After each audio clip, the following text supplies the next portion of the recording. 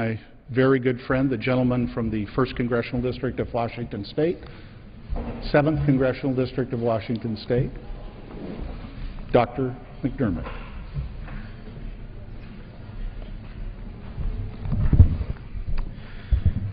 Thank you very much, Denny. Although it makes me sad for the reason we're speaking here today, I'm honored to say a few words about my friend, Governor Booth Gardner. A lot of people will remember us as adversaries, and that's true for a brief time. We ran against each other for governor in 1984, and I lost. Now, it might come as a surprise to you, but I didn't particularly like losing. And so after the election, I went off to a place I had up in the San Juan Islands to lick my wounds on Lopez Island. It's exactly there that Booth found me a few days later. He called and said, I'm going to be up in the area. I have a place over on Shaw Island, and I'll come over and see you. And so he drove his boat over, and we met.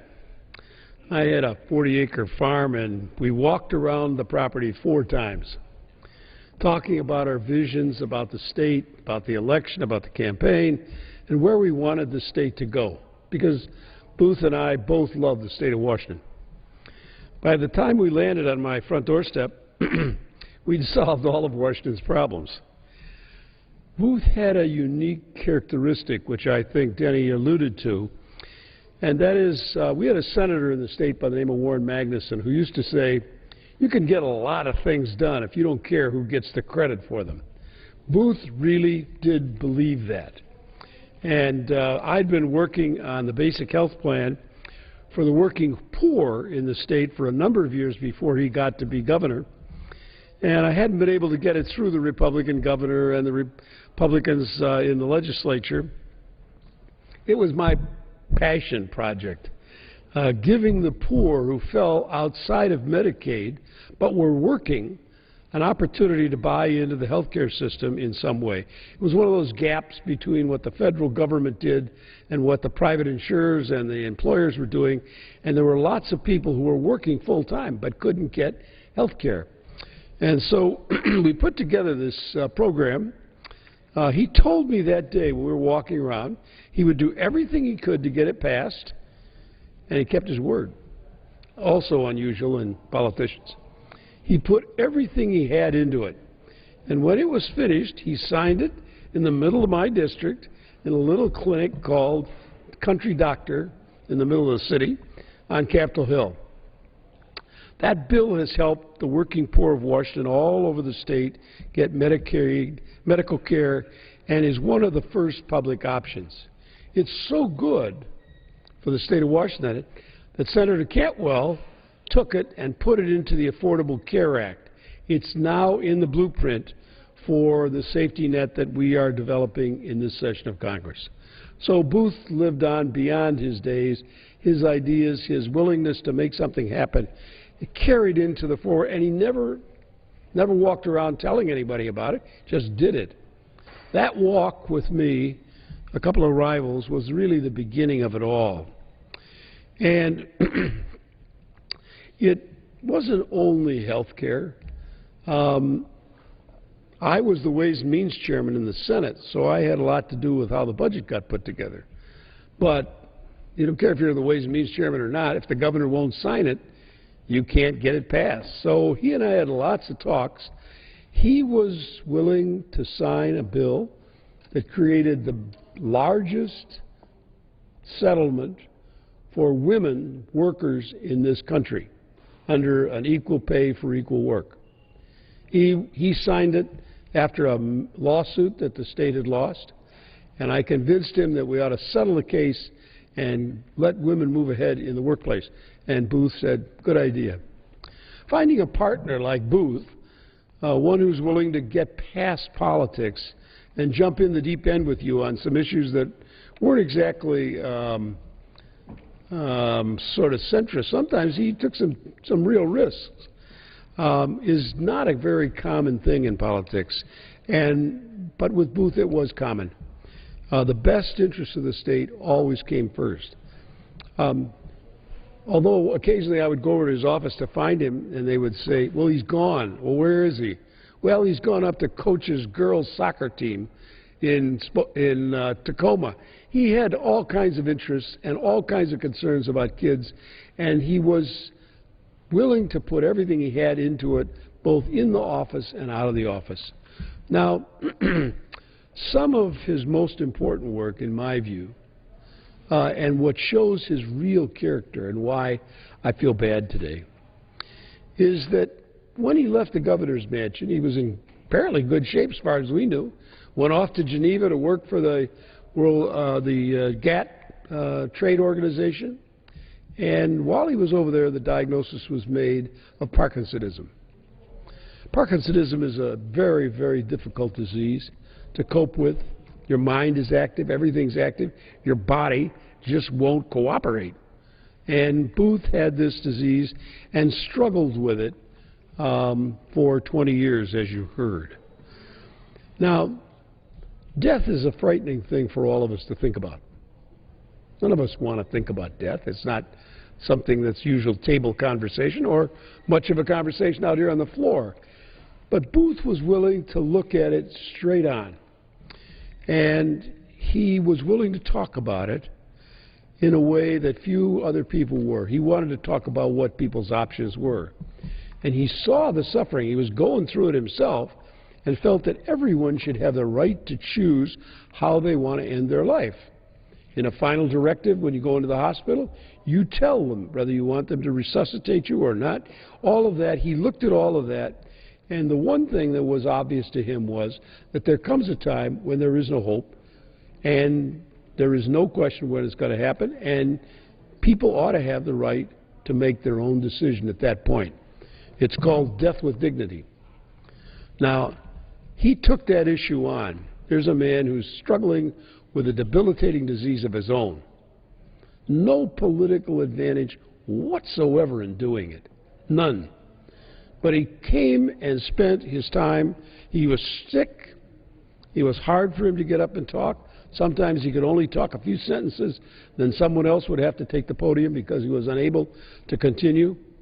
There weren't any donors watching. There was no elections to be prepared for. It wasn't even an issue that affected him directly, because the requirement of the law was that you had to have 2 doctors say that you had only 6 months to live. And with Parkinsonism, it's not possible for any physician to say that. So it wasn't something he was doing for himself. It was because he thought it was right for the people of the state of Washington. You rarely find someone with that ability to get out of their own self-interest. He just believed in it. He believed it was best for the people of Washington, and he wasn't going to let his sickness or anything else stop him from getting it done. And it passed by about a 54% majority. Booth was a great man. They say they pass twice, once when they die, and once when people stop telling stories about him. The stories will never stop about Booth. I could stand up here and tell them for a long time. But he was a great man. He was a good governor. He was a good father. He was a good husband. And he was my partner and my friend, and I'll miss him very much.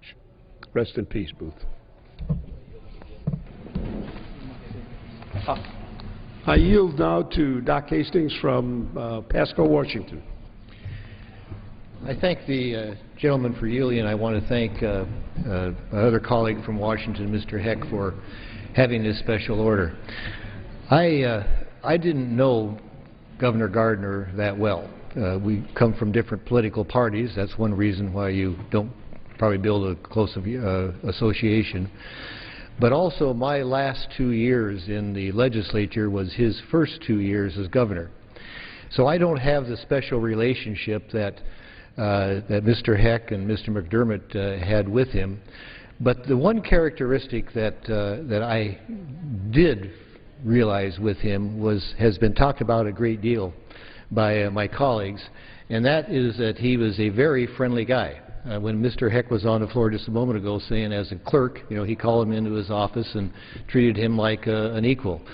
And I found that characteristic the same in my 2 years when I was in the legislature with Mr. Heck, or with Governor Gardner, even though we are a minority party at that time.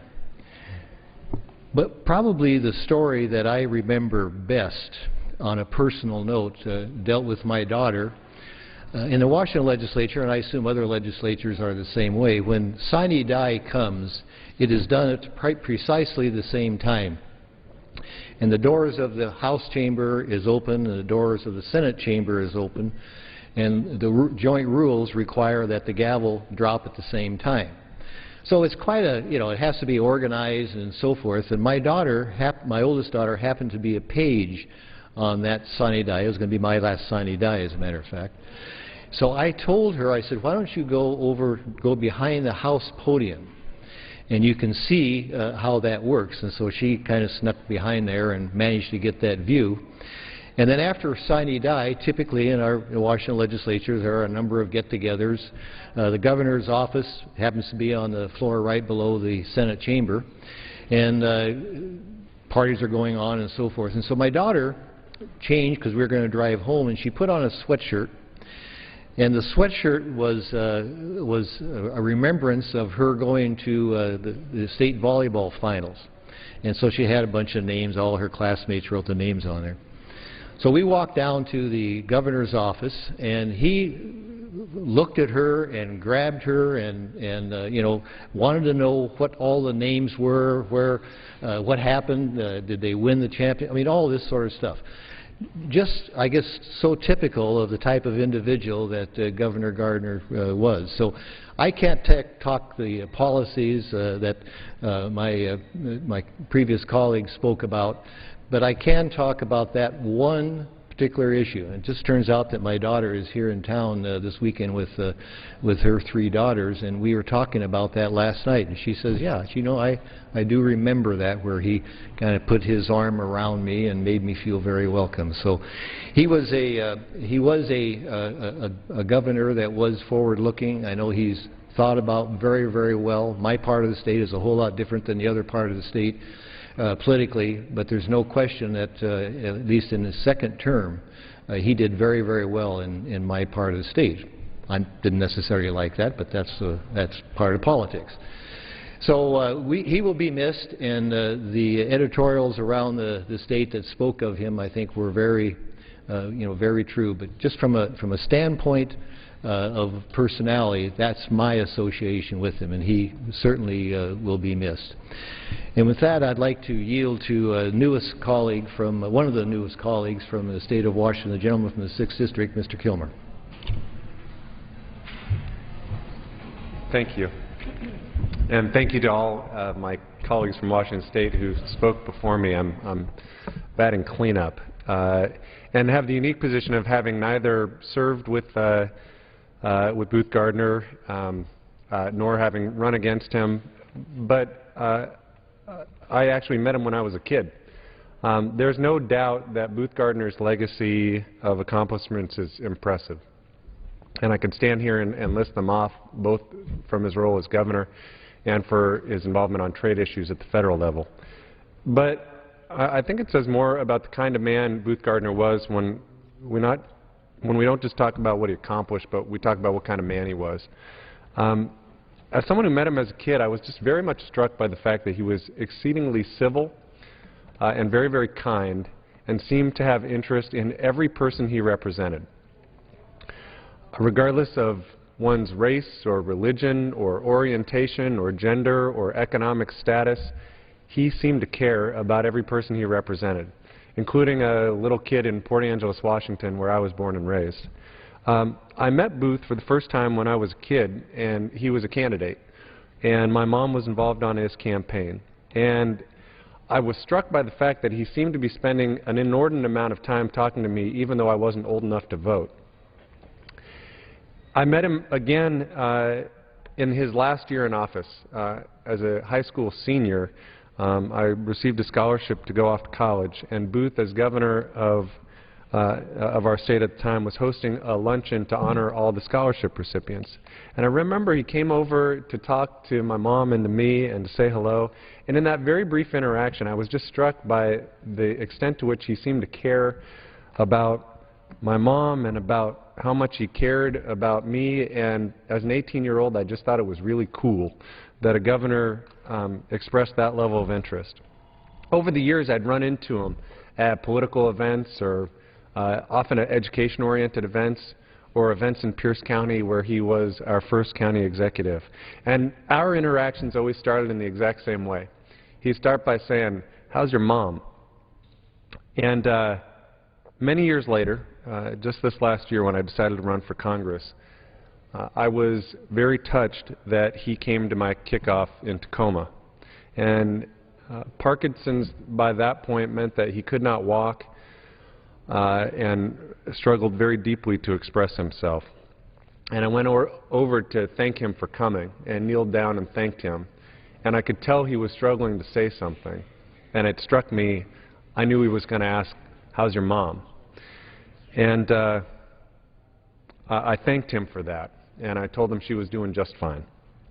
The other thing I'll say about Booth and his legacy is the legacy he leaves behind of his family. His grandson Jack actually interned with our campaign, and he's an extraordinary young man who spoke very eloquently at the memorial service that was held in honor of Governor Gardner.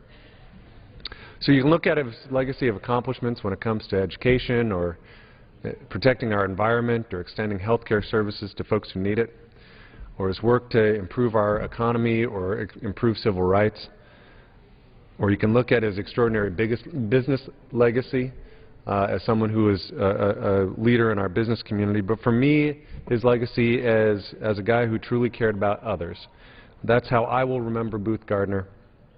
And today, I will tell all who are listening that my mom's doing well, but she misses Booth Gardner. And I miss Booth Gardner, and the people of Washington State miss Booth Gardner. So thank you, Mr. Speaker, and I yield back.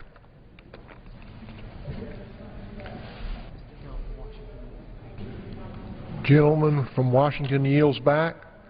Under the Speaker's announced policy of January 3rd, 2013, the gentleman from Texas, Mr. Gohmert, is recognized for 60 minutes as a designee of the Majority Leader. Thank you, Mr. Speaker. Thank you, sir. A lot been going on this week, and certainly worthy of discussion here at the end of the week. One of the important topics that has been discussed at both the Senate end and the House end is the issue of immigration. Legal immigration and illegal immigration. Back when my friend Steve King and I were meeting with people from the British government about their handling of immigration, they were offended by the term that Steve and I were using of illegal immigration, and we were told that that's not appropriate in England. I asked what words do they use, and I was told the appropriate terminology is irregular migrant.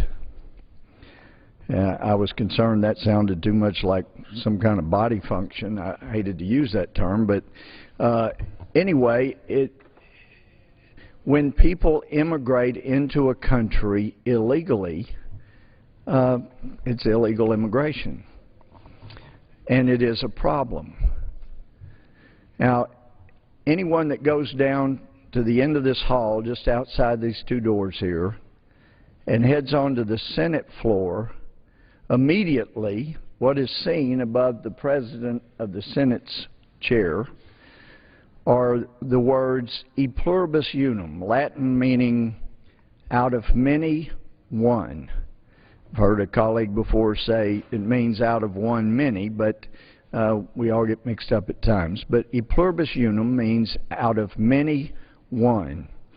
And for those of us that attended public schools, when and where I did, we were taught that it was immigration and the process of out of many people becoming one people, becoming Americans, is what made us strong. And the terminology for much of this country's history was that we were a melting pot. I believed it then, I believe it now, and I believe that that has been one of the great strengths that has made this country one of the greatest, or the greatest country in the history of mankind. Greater than Solomon's Israel. More liberties, more conveniences, more input into the government, into the way the government works. So, the people I know, my friends on this side of the aisle, agree, everybody I know of, agree we want immigration to continue. Our country allows more immigrants into this country than any other country in the world. No other country comes close to allowing the number of people to immigrate into this country, to come with visas into this country. Nobody comes close.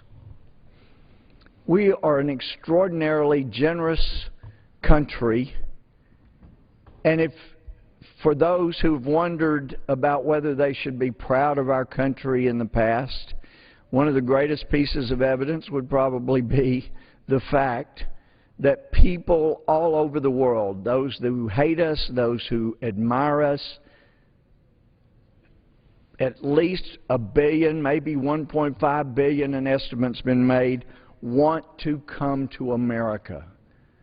There's no other country in the world that so many people would like to come to and to enjoy the freedoms we have.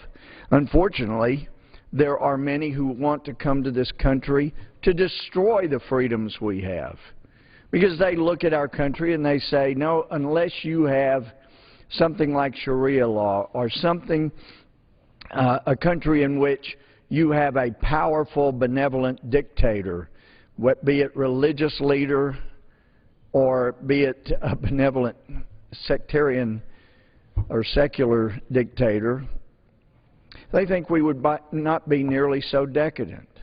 I prefer our government. A government, as Lincoln said, that under God was of the people, by the people, and for the people. There's never been one like us.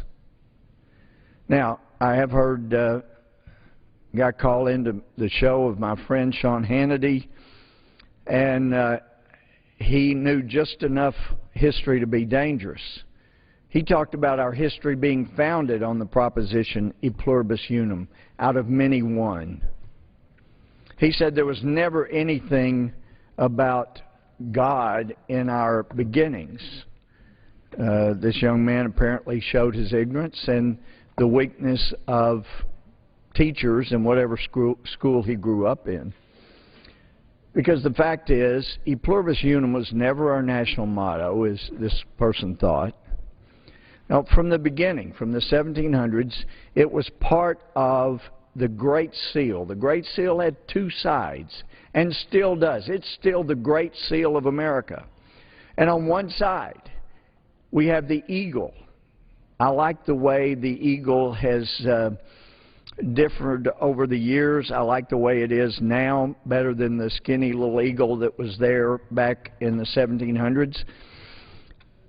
But the eagle has a ribbon through his beak, and on that ribbon has always been the Latin phrase e pluribus unum, out of many one. That's on one side of the Great Seal. On the other side of the Great Seal is a pyramid. And that pyramid represents one of the greatest works of man. And there was a reason, because the founders, you read their writings, read their journals, read their letters.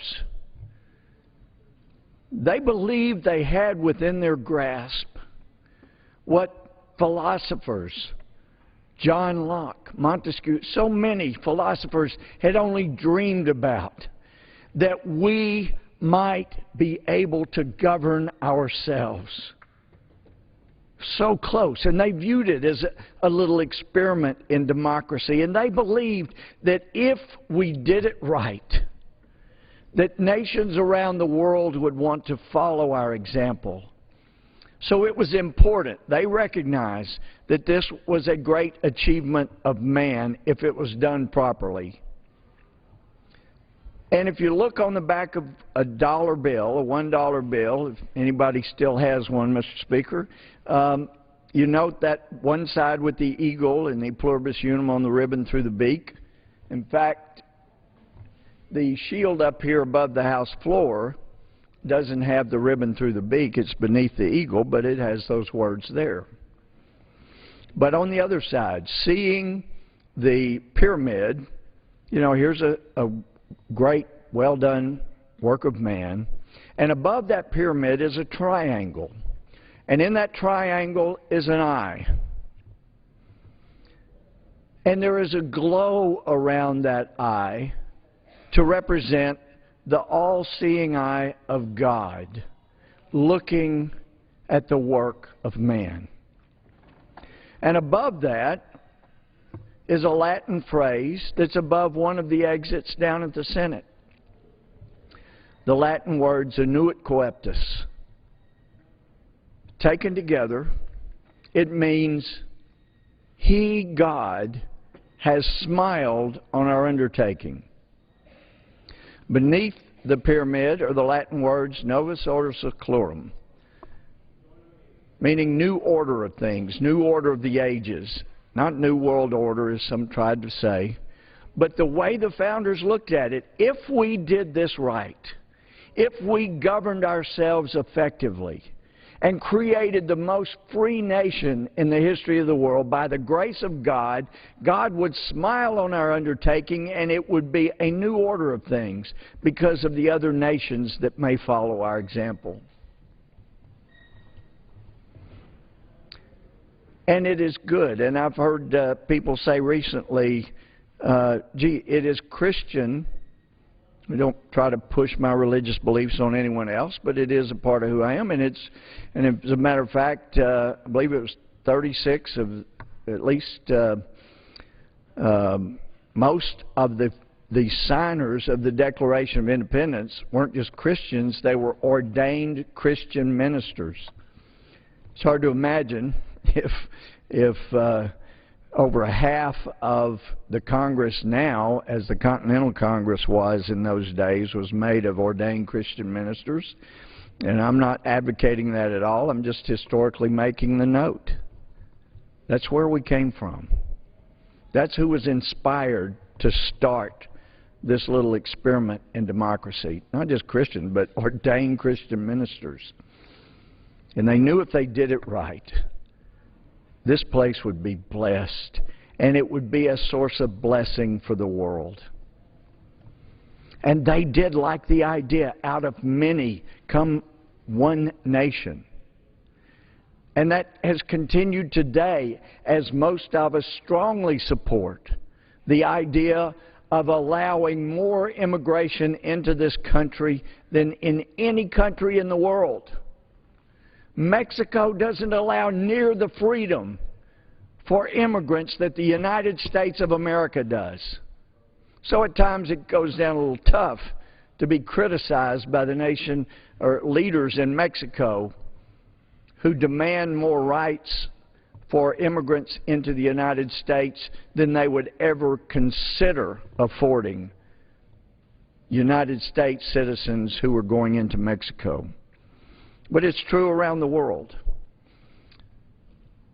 Now, I'm told that some students are taught we're not really a melting pot. We're more of a tossed salad where people retain their individual natures and don't really become one people so much. We just, retain individuality. And Mr. Speaker, I can tell you, having studied history, continuing to study history, that is a recipe for the end of a nation. People need to come together as one people. And I find from data my Hispanic friends, some of them have pointed out that actually in the Hispanic community, a vast majority support the idea of having English as the official language. One of my dear friends in Tyler, whose parents immigrated from Mexico, started one of the most successful restaurant businesses there, and my friend has just branched off and started another restaurant. But he said that his parents were adamant, you will speak only English in our home. Now, to be sure, his parents spoke Spanish between themselves, but his father told him, if you can be anything in this country, but if you're going to be everything you could possibly be, you have to speak good English. And in doing so, you can be anything. And he was right. Gus has been a city councilman, a county commissioner. He is a leader in the community, a good guy, a friend. And that's why it breaks my heart when I hear people, and it's normally of the liberal political persuasion, who say, no, we need to educate Hispanic immigrants in Spanish. Because when you study what happens in those cases, you are compelling children who could end up being president if they're native-born Americans, president of the United States. They could be president of the country, but when you teach them in Spanish rather than English, you are relegating them to being manual laborers when they could be president of the company, not working out in the field for the company. So that's what conservatives believe in. We want everyone to have the sky as the limit for what can be achieved. We even want, at the White House right now, we would prefer that women be compensated on an even par with men, which is not happening right now. We want everyone to be treated with equal opportunity. Not to be treated equally, but with equal opportunity. Because when you take away the incentive to work hard and do well and achieve, you again are compelling a country down a path that leads to the dustbin of history. And I've related numerous times, but in the Soviet Union, when I was an exchange student there one summer, and visiting a collective farm, communist farm, a collective socialist farm, a progressive farm, if you would prefer that, as some of my friends prefer not to be called socialists, prefer to be called progressives. It was a progressive farm where everyone was treated equally and everyone was paid the same number of rubles. And I was shocked, having worked on farms and ranches around East Texas growing up, because I'd learned, heck, if you're going to work out like that, and back then there were no, if you were lucky enough to get to drive a tractor instead of walking through the field, hauling hay or working with the cattle or horses, we didn't have cabins over the tractors. We thought it was pretty terrific if you got to drive the tractor instead of walk along and work. But here I was at this progressive farm, socialist farm, communist farm, whatever you want to call it, and most of the farmers were sitting in the shade. And I'd had a couple of years of Russian and Texas A&M, and I spoke my best Russian at the time and asked the question. Here was mid-morning, when do you work out in the field? And I looked out at the field. I couldn't tell what they were working and what they hadn't. It didn't seem to be a whole lot of difference. I couldn't really tell what they were even growing out there. It looked kind of greenish brown. None of it looked too good. This was the middle of the summer. And I knew from my work, you want to start early and try to finish by 3 or 4 at the latest before the sun gets its hottest. And here they were in the middle of this shady area, not working. Didn't look like they'd worked all morning. And the people there laughed, and I thought, oops, maybe I didn't say it properly in Russian. And one of the guys responded for the group, I make the same number of rubles if I'm here in the shade or if I'm out there in the hot sun. So he said, so I'm here. And there, in a nutshell, is why a progressive farm will not ever really work.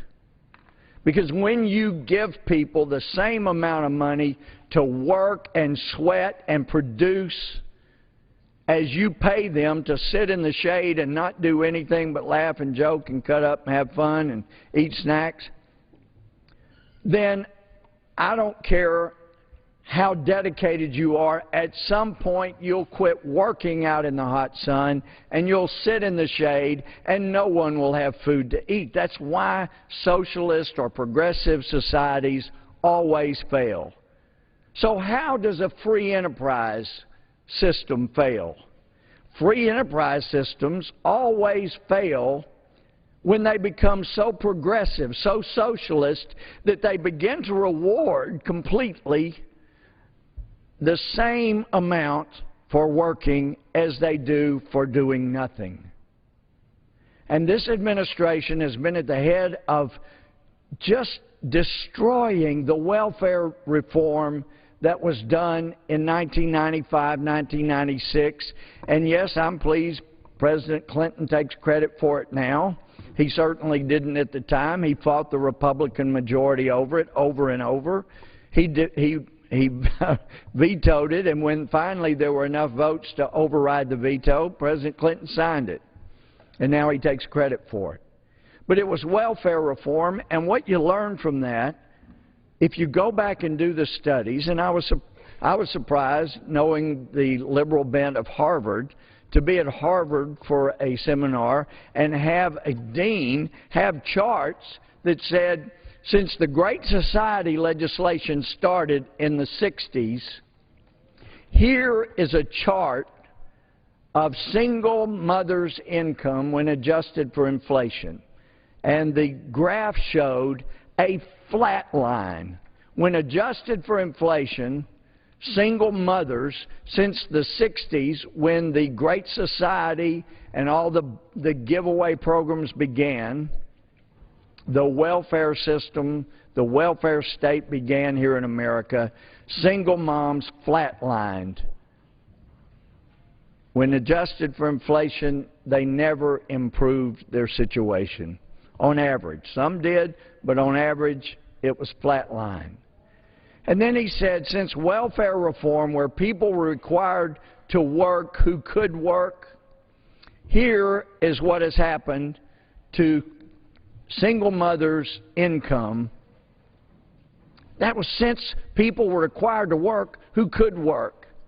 And then, adjusted for inflation, there was a huge rise for those 10 years in the income for single moms. Well, now, I know the people that passed the Great Society welfare legislation in the 60s, they wanted to help. I know they did. I know friends on the other side of the aisle, they want to help single moms. They want to help anybody who needs help. But there is a question of how much do you help when you incentivize people to never reach their God-given potential, and how much do you help when you incentivize working and producing and becoming productive and participating in society? Who helps more? I know the intentions are equal on both sides, but who actually helps more? And it's never been more graphic than when you look at the income for single moms after welfare reform and for the 30 years before welfare reform. And now this administration has taken the best thing that Newt Gingrich did as he led to a Republican majority and led in balancing the budget, but even better, he helped single moms more than anything that any Democrat had done for the 30 years preceding that majority by elevating their income and beginning to have them feel some self-worth because they could do jobs. and they had value and they had worth that they did not feel when they were flatlined and just taking the doles that the government provided. The Romans learned the hard way. You provide bread in circuses, and eventually you kill off incentive. One Caesar decided, gee, this is not good for the people not to work when they can work. Let's cut off the bread in circuses. And he did it. And there was so much massive rioting like we've seen in Greece, like we've seen in other places in Europe that are broke. Because you can't, once you have degraded as a society to the point that more people have been convinced to sit back and just accept what the government gave them instead of using their God-given potential, then you are not likely going to ever get back to your greatest days again. You're done. It's just a matter of how long till you hit the dustbin of history. The reason I'm still in Congress, the reason I've continued to run is because I've still got hope. I've still got hope. We can preserve, perpetuate for more generations the greatest gift that any group of people have ever been given as a secular nation, and that is the gift of this country. A country that saw its founders coming over, pilgrims. Right down the hall in the rotunda, there is that great painting, that massive painting of the pilgrims having a prayer meeting, praying for the land that they would come to. That famous prayer meeting that they had on board the Speedwell, they had two ships, the Speedwell and the Mayflower. A lot of people don't know that. But that prayer meeting was at Holland before they left for Holland to go to England, and from England come to America. Some think it may have been a bit like Gideon's army being winnow down to just the strongest among them, but the Speedwell, when they got ready to leave from England to come to America, began to take on water. So they had to cut their group. The Mayflower was smaller than the Speedwell. They had to cut their group down in size and get the hardiest and the most likely to be able to plant that settlement in America where Christians could have prayer meetings, where they could say what they believe, where they could say without fear of retribution that I believe marriage is between a man and a woman. They could say all of the things they've been taught in the Bible, all of those things they believed as Christians, and have a land where Christians would not be persecuted. Other groups came as Christians seeking that land that God would allow them to live in without persecution. You know, Jesus said, you will suffer for my sake. I didn't suffer for Jesus' sake growing up as a Christian. The people who were Christians didn't suffer. But now we're persecuted, and now if you say, you point out that Jesus sanctioned marriage, he attended a marriage between a man and a woman. If you point out that in Genesis, God ordained marriage, he saw a man alone and said, that's not good, so I will give you a helpmate, a wife. You start talking about those things, then as a Christian, you're about the only person, the only group in America that it's politically correct to actually persecute and condemn and discriminate against and say, as my friend Rick Santorum was told, you believe what's been the history of great societies for thousands of years, that a marriage is between a man and a woman, because biologically, by nature, even if you don't believe in God, by nature, that's how a species continues, is by marriage between a man and a woman. And now we're persecuted for that. We're persecuted because we say, you know, I believe a baby is a life deserving protection. Well, that's some Christian nonsense. You ought to be a criminal. You ought to be put behind bars. Don't try to protect. And all the while where some of those folks are saying we need to protect the most innocent among us. Is there any more innocent being in the world than a child ready to be born? They've done nothing wrong. They just want to live. We want immigration. We need immigration in this country.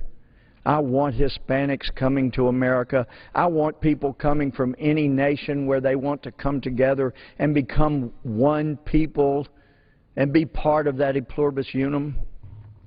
But I also want them not to tear down my history and act as if it never was true. Or act as if when you look to the West and you see the Washington Monument, that when that was finished over 100 years ago, after the whole nation was contributing, and they finally brought it to a conclusion and finished it off, they capped it with a capstone.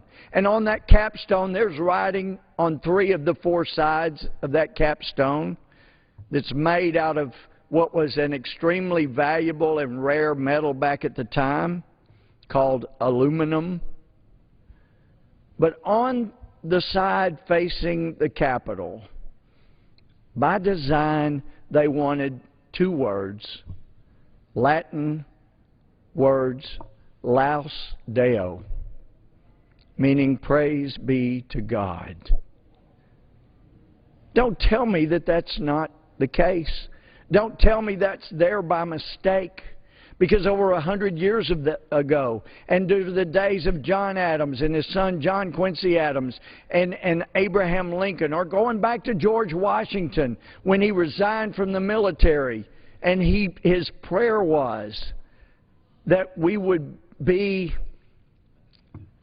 following the divine author of our blessed religion. Without a humble imitation in these things, we can never hope to be a happy nation.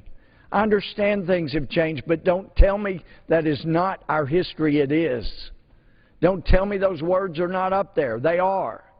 And even though the Park Service for a time took the capstone that tourists could see and turned it to where you couldn't see Laus Deo, it doesn't hide the fact that up there on the top of the Washington Monument, those words are there. And why are they facing the Capitol?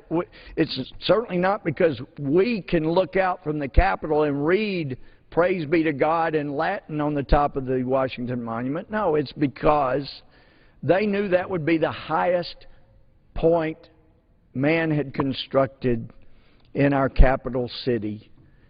And they wanted to ensure, as the first rays of God's Son illuminated anything in this town, it would be the words, praise be to God. That's why it's there. Now, as a Christian, I'm supposed to turn the other cheek.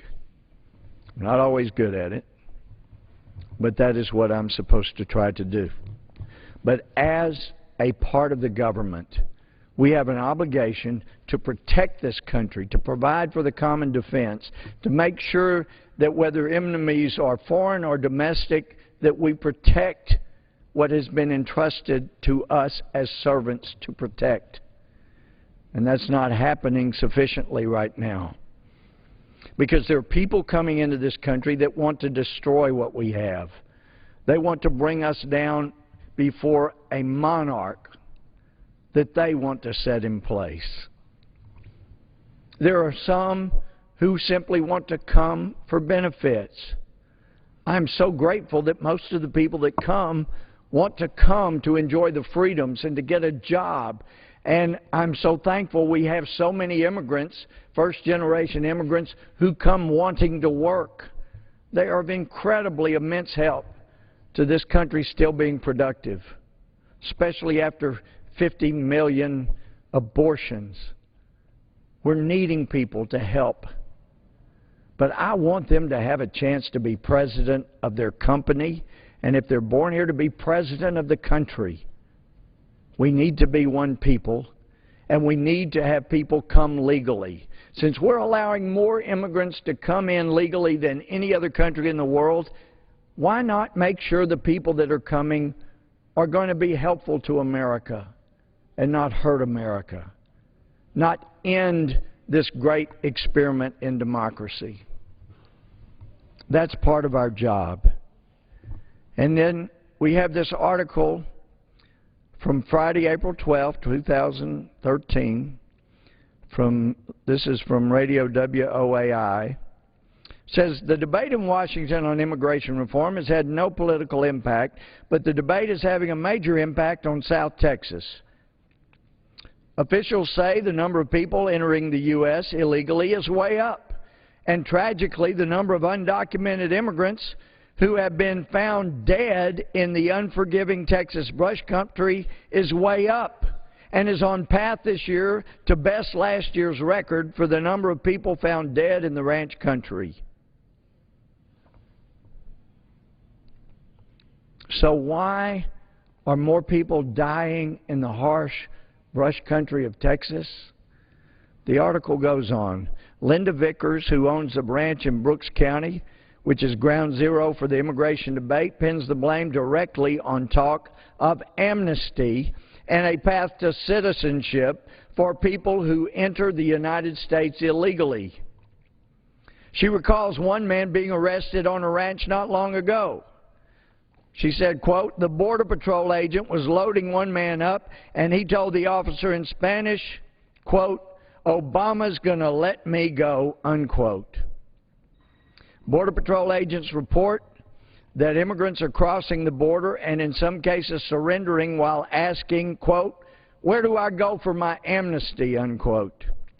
When you have amnesty waving in the wind, you're going to get an increase, Vickers said. And when you get an increase, especially with this heat, you're going to get an increase in deaths.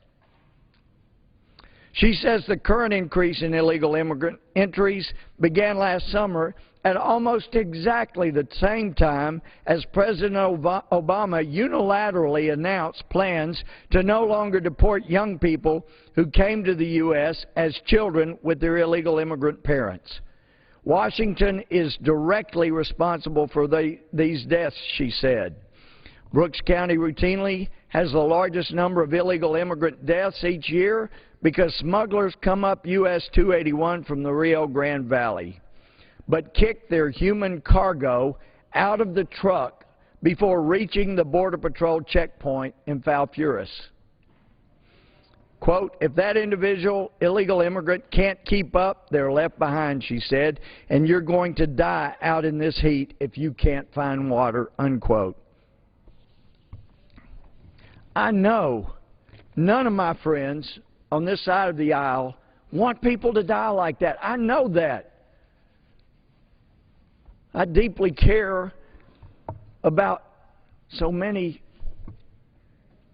just as the Democrats do.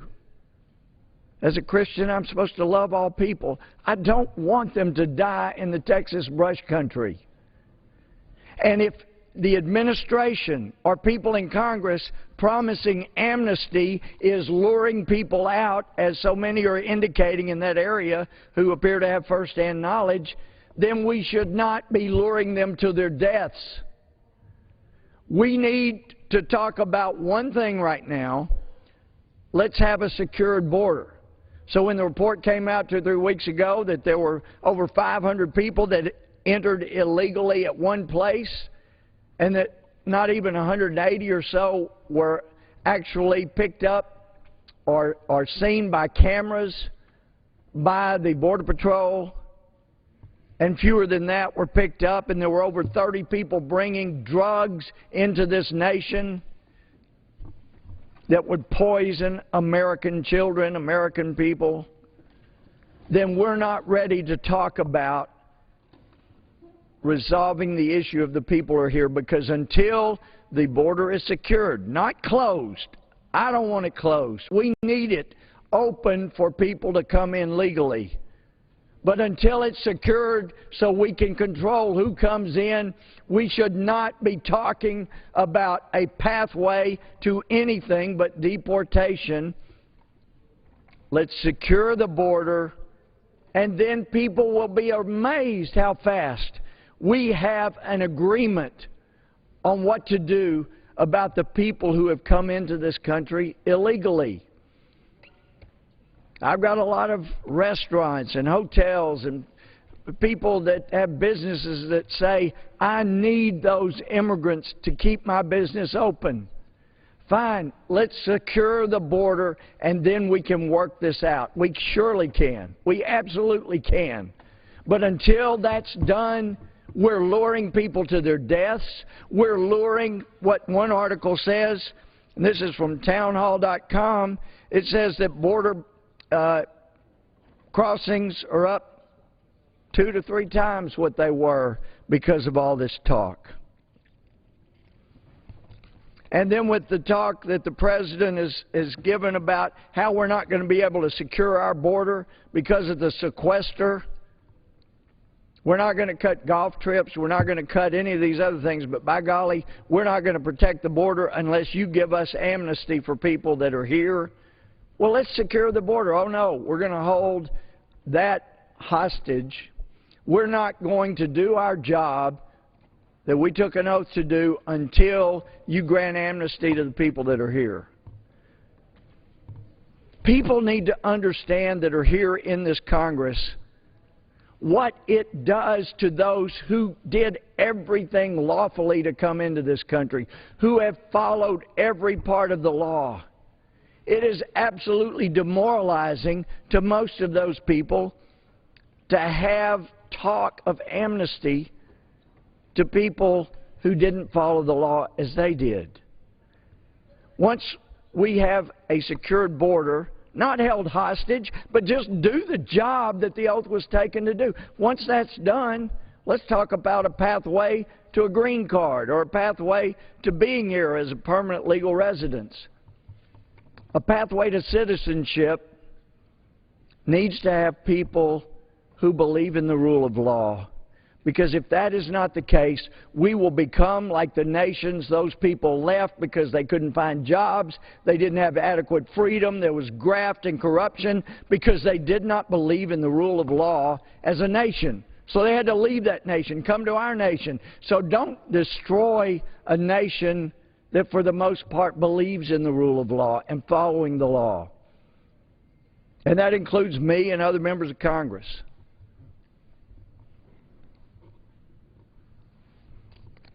We need to show respect for those who follow the law and for those who say, well, it's Christian to help all immigrants.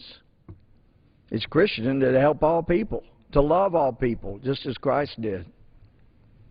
But as a government, we need to make sure this country is going to be here. And we cannot do that unless we make sure that people here, immigrants who have come in, people who are Native Americans, those who are here in America, are protected against all enemies who may come in and want to destroy us. That's part of our job. I want to make a point about gun control. Since cloture was voted on down the hall, I've not always been terribly complimentary of our friend Senator McConnell down the hall, but he made some very, very important points that people need to understand about what's being proposed for gun control. Under what's been proposed in the Senate for gun control, and I'm quoting from Senator McConnell, he has it right. An uncle giving his nephew a hunting rifle for Christmas, that's someone who, under the law being pushed in the Senate, will be a criminal. Someone else who would be a criminal under the laws being pushed in the Senate, or a niece giving her aunt, he says aunt, or her grandmother even, a handgun for protection. Another criminal under the Senate proposal would be a cousin loaning another cousin his hunting rifle if the loan occurs just one day before the beginning of hunting season. Another criminal under the proposal would be one neighbor loaning another a firearm so his wife can protect herself while the husband is away. Senator McConnell said the people I'm describing are not criminals. They're neighbors, friends, and family. And the scenarios, he says, I'm describing are not fanciful. They happen countless times in this country. As he says, the Schumer bill would outlaw these transfers, and it would make people I've mentioned criminals. Any time a bill is rushed to the floor before people have a chance to read it, examine it, amend it, discuss it, it's not going to be good for the American people in all things. You know, Thomas Jefferson was not part of the Constitutional Convention. He was part of the Continental Congress, in fact, did most of the drafting of the Declaration of Independence. But he wasn't there for the drafting of the Constitution itself. He wrote a letter a year or so after he wrote this letter after the Constitution was promulgated, an incredible document, but he said, if I could add one thing to the Constitution, it would be a requirement that every law had to be on file for 1 year minimum, so everyone could read it, everyone could make comments on it. You'd have plenty of chances to think of amendments that might make it better in a stronger, more effective law. Have it on file for a year. That may not have been such a bad idea if it had been included. As incredibly, and I believe divinely inspired as the Constitution was, so many of the founders saying they got their inspiration for provisions in the Constitution from the Old Testament.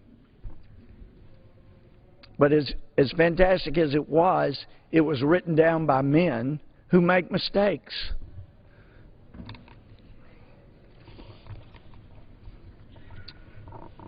This Congress better not put into law a gun control bill or an immigration bill or any other important bill that has not had adequate scrutiny, because if that happens, Americans will suffer just as surely as they're beginning to as Obamacare is being implemented around the country, and as people are being turned away from treatment.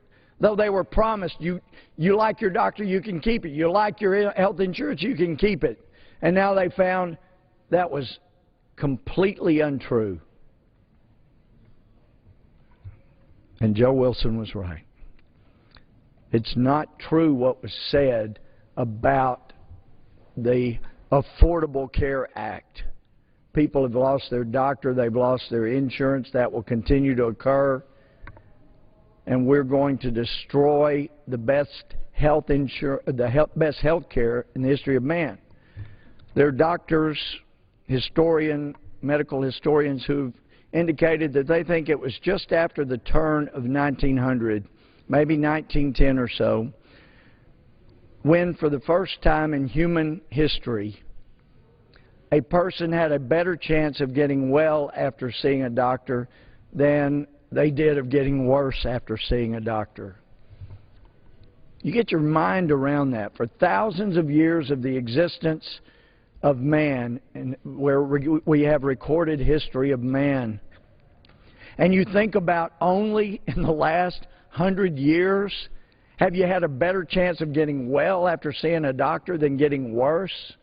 And you think about how far we've come, and now we're radically going to change health care so people can't get the treatment they once did. We needed to reform health care. It needed reform, but it didn't need a government takeover, and it still doesn't. And the reason for that is that life is important. Life has value.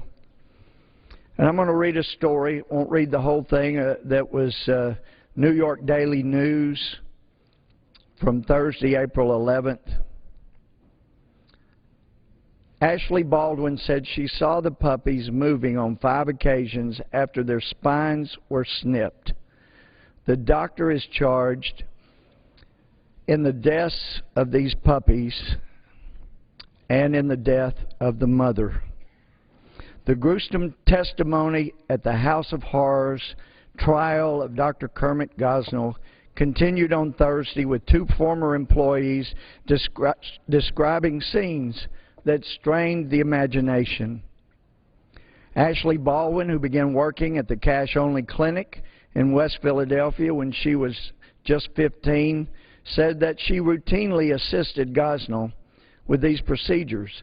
On 5 different occasions, she saw puppies moving following the procedure. In one case, Baldwin, who is now 22 and a dog owner, testified that she witnessed a puppy screeching after the procedure. She said they looked like regular puppies. When asked about a particular puppy, described in court as Puppy A, who the prosecution contends was nearing its birth date, Baldwin recalled how large the unborn puppy was following the procedure. The chest was moving, she testified Thursday. Gosnell trained his employees to cut the necks of the puppies to sever their spinal cords. Both Baldwin and Linda Williams, another former employee, testified on Wednesday. Williams testified she saw her former boss snip the necks of more than 30 puppies. John McMahon, Gosnell's attorney, argued that his client did not kill any puppies by snipping their spines, that they were already in the death throes because of the drugs he had given the mother dog. Gosnell is charged with first-degree murder in the deaths of 7 puppies, as well as murder in the death of the mother undergoing its procedure. Now, the reason the mainstream media has not reported this story and continues to refuse to report this story about little innocent puppies having their necks cut and killed after they're born alive is because they're not puppies. They're human beings. They're boys and girls. And it doesn't fit the agenda of the mainstream media to report on little boys and little girls whose spinal cords are cut by a doctor. They would, to be sure, report if these were puppies, but they're not.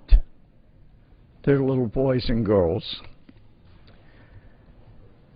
And as a father who held our first child very prematurely in my hands,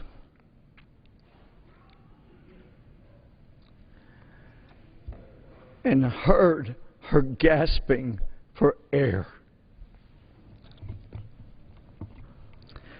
heard her efforts to live, and knowing that we did all we could to help her live, and that she's 29 years old. I can't imagine anyone thinking not only is it not a big deal, but it's not worth reporting when a doctor snips the neck of someone's little child. And with that, Mr. Speaker, I yield back. Gentleman yields back his time.